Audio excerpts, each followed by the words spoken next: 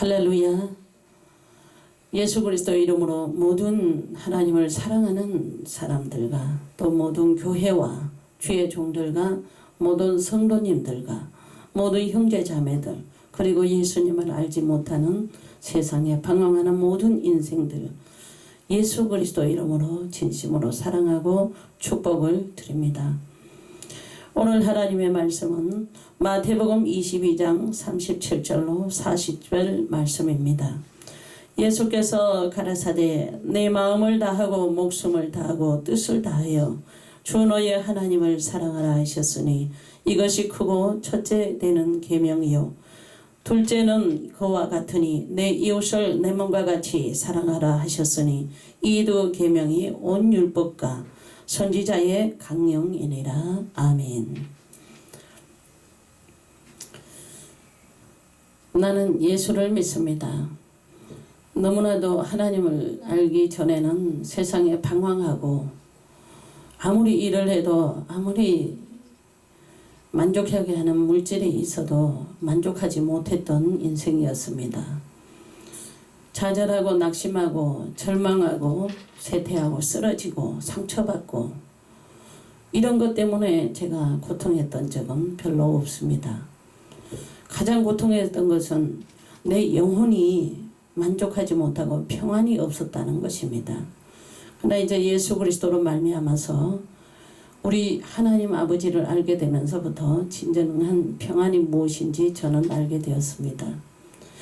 의인은 없나니 하나도 없도다. 사람들이 우리는 죄인입니다. 예수 믿으세요. 이렇게 얘기를 하면은 사람들이 눈을 흘키거나 또는 하나님의 복음의 전도제를 전달하게 되면은 내가 왜 죄인이야? 이런 사람들의 반응을 많이 보게 됩니다. 그러나 우리 인생은 분명히 우리는 죄인입니다. 여러분 원래 제가 유튜브를 보면서 어린아이들이 원래 태어난 아이들에게 부모님들이 되게 이렇게 영상을 띄워놓은 것을 보게 됩니다. 그때 그 영상을 보게 되면 아이들이 쥐띠다, 뱀띠다, 용띠다 이렇게 띠를 붙여가지고 이렇게 많이 유튜브에 올려놨어요. 근데 여러분 우리 한번 생각해 봅시다.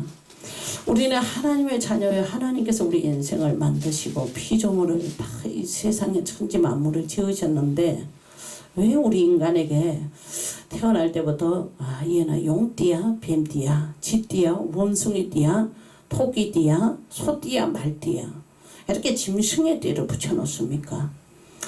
저는 이걸 잘 이해를 하지 못했었습니다. 태어날 때부터 하나님께서 내가 너를 모태에서부터 지명하였고 그리고 너를 내가 지었은즉 내가 너를 품을 것이라. 하나님을 알고 하나님 말씀을 보니까 이 세상에 일어난 모든 것들이 우연의 일치인지는 모르겠지만은 말씀하고는 너무나도 그 멀리 있더라는 거예요. 너무나도 거리가 멀었습니다. 여러분 사람이 짐승의 띠를 붙이고 좋은 일이 뭐가 있겠습니까? 우리가 철학하는 것도 보면은 사람을 찾다 전부 철학적으로 이성적으로 사람들이 좋을 대로 무슨 붙여가지고 거기에 무슨 운이 따르는 거예요. 어떤 좋은 일이 있습니까? 하나님 말씀을 알게 되고 보니까 전부 다 인간에게 유익한 것이 하나도 없더라는 것입니다. 오늘 하나님의 십계명을 가지고 제가 이 마태복음 22장 말씀을 올려드리면서 한번 여러분들에게 전달을 하려고 합니다. 하나님이 이 모든 말씀으로 일러 가라사대 나는 너를 애굽 땅 종되었던 집에서 인도하여 낸 너의 하나님 여호와라 그랬습니다. 여러분 애굽이라고 하는 것은 세상을 얘기하는 것이에요. 세상에서는 이렇게 우리에게 말띠, 소띠, 양띠, 돼지띠, 토끼띠 이런 걸 짐승의 띠를 붙여가지고 이렇게 그래도 우린 좋다고 살았어요. 열심히 살고 하다 보니까 이제 어느 순간에 되니까 우리 마음에 평안이 없을 뿐만 아니라 이거 삶이 누구나가 다 한 번쯤 막다른 길에 서게 되고 좌절하게 되고 실망하게 되고 넘어지고 쓰러지게 되고 아무리 뭐 물질을 많이 바벨탑처럼 쌓았다 할지라도 그 평안한 걸 별로 보지 못했습니다. 근데 오늘 하나님은 예수님을 이 땅에 보내셔가지고 그 예수님이 우리의 모든 짐승들에게 붙잡혀가지고 있는 이 땅에서 육신적으로 붙잡혀 있는 걸 가지고 십자가에 대신 희생을 하셨어요. 우리의 모든 그런 묶인 땅에서 묶일 수밖에 없는, 애굽에서 종살이밖에 할 수 없는, 평안이 없는 우리의 인생들을 예수님이 모두 가지고 가셔서 십자가에 못 박혀 돌아가셨습니다. 자녀들이 잘못하면 부모가 대신 희생을 치르지요. 그런 것처럼 예수님이 희생을 치렀어요. 그러니 예수님을 우리가 믿음으로 해서 우리의 모든 제약된 것을 예수님에게 맡깁니다. 그럼 예수를 믿는다고 해서 죄를 안 지을 수 있나요? 여러분, 예수님을 믿어도 우리가 실망할 때 있고 좌절할 때 있고 허물이 있을 때가 있습니다. 의인은 넘나니 하나도 없다 그랬어요. 예수님을 믿어도 우리가 완전하지가 않아요. 그러나 하나님께서 오늘 우리에게 이 십계명을 통해서 무엇을 알기를 원하시느냐.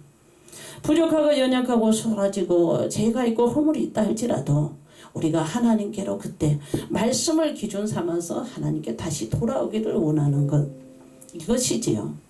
자녀들이 잘못하면 부모의 훈계를 생각하면서 먼 길로 갔다가 다시 돌아오는 것, 이것이 얼마나 중요한지 모릅니다. 제가 오늘 이런 말씀을 들은 것은 예수를 믿는 저로서, 하나님의 종으로 부름받은 저로서 믿지 않는 사람들에게 잘못됐다 이런 가치관으로 말씀드리려고 하는 것이 아닙니다. 우리가 분명 진리가 있으니 하나님 말씀을 가지고 한 번쯤 이 맞다른 시대를 살아가면서 생각하고 하나님께로 돌이키면 어떨까, 이런 말씀에서 여러분들에게 전달하는 것입니다. 첫째, 하나님께서 너는 나 외에 다른 신들을 내게 있게 말지니라 그랬습니다. 여러분, 전 세계적으로 많이 어려움을 겪습니다. 그 중에서 가장 무엇입니까? 왜 우리 민족이 민족끼리 싸우고 이 혈투를 해야 되고, 우리 남북도 마찬가지로 통일보다는 전쟁을 할까 안 할까, 어떻게 전쟁에 피를 흘리고 우리 동족끼리 이렇게 죽이려고 하는 것일까요? 다툼과 시기와 분노가 끊임없이 일어나고 있습니다. 결국에 우리가 이것을 생각하고 또 하나님 성경 말씀을 가지고 하나님 안에서 우리가 진리 말씀을 가지고 이렇게 볼 때 영적인 문제라는 것입니다. 그럼 영적인 문제 무엇일까요? 모든 하나님께서는 인생들에게 너는 나 외에 다른 신들을 있게 하지 말라. 하나님 우리를 지으셨으니 우리의 섬겨야 될 신은 당연히 하나님 한 분이시지요.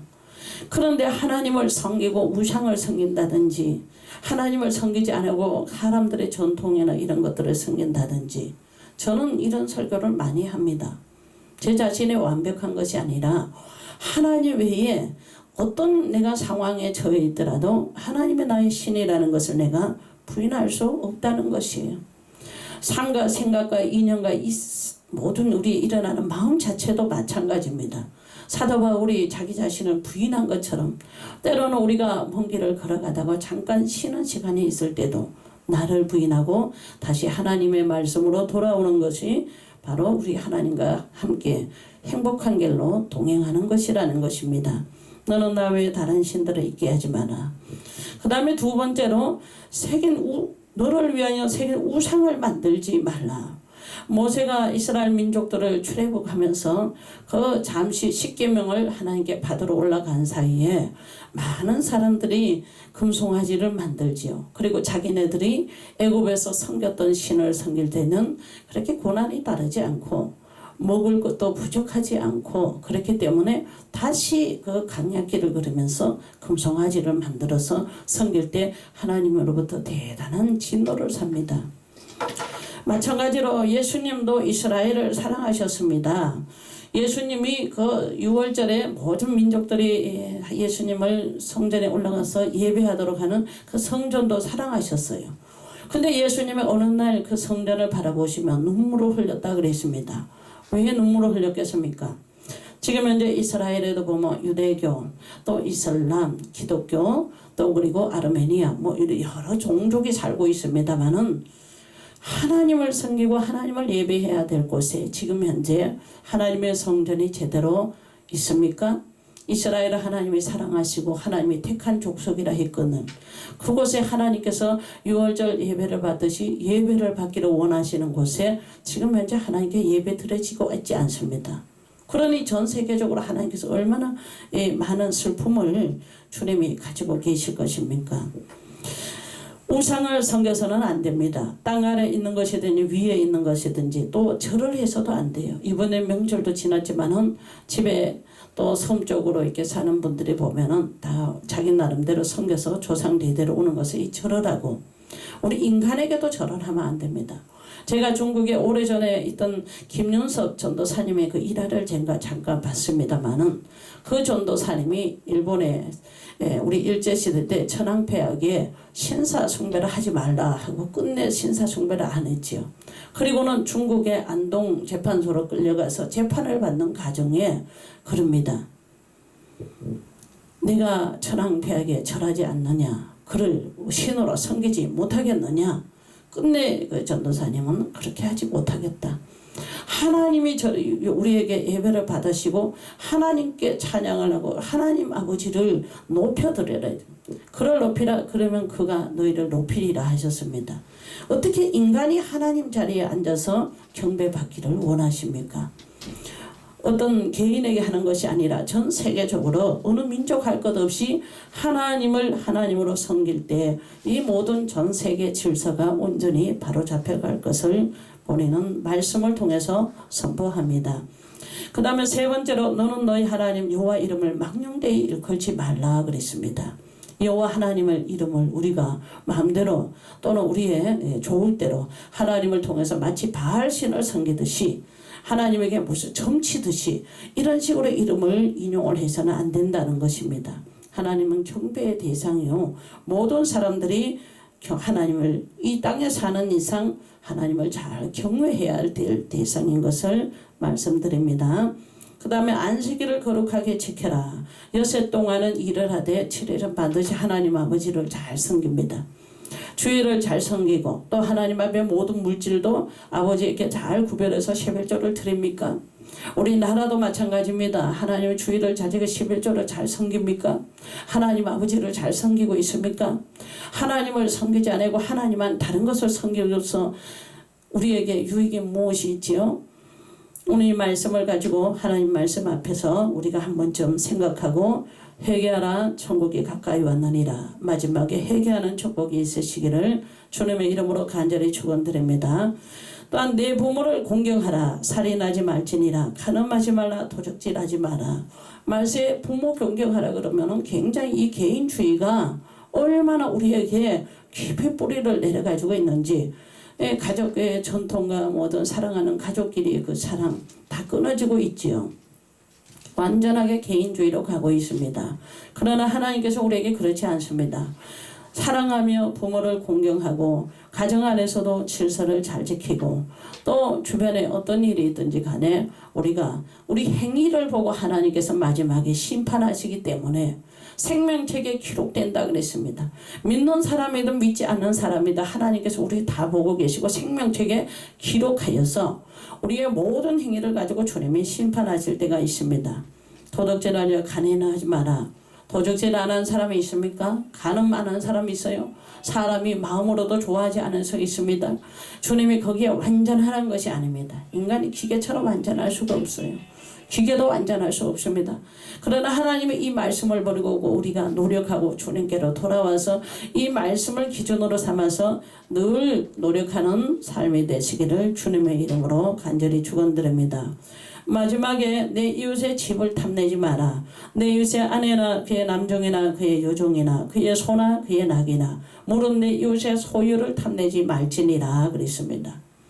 그런데 인류 역사에 전쟁이 일어나는 나라치고 다른 것에 나라에 침범을 하고 다른 나라의 것을 빼앗으려고 하는 마음이 없어야 되지요. 근데 있기 때문에 전쟁을 일으키려고 하는 것 아닙니까?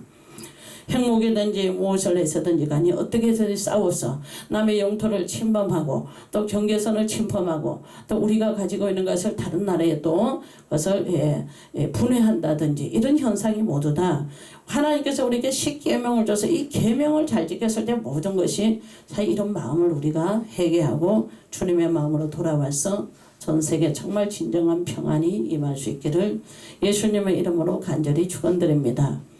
오직 나 외에 다른 신을 섬기지 말라. 나는 예수를 믿습니다.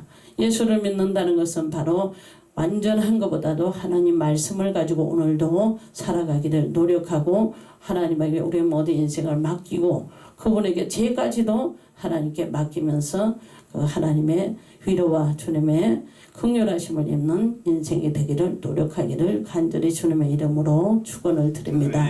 감사합니다.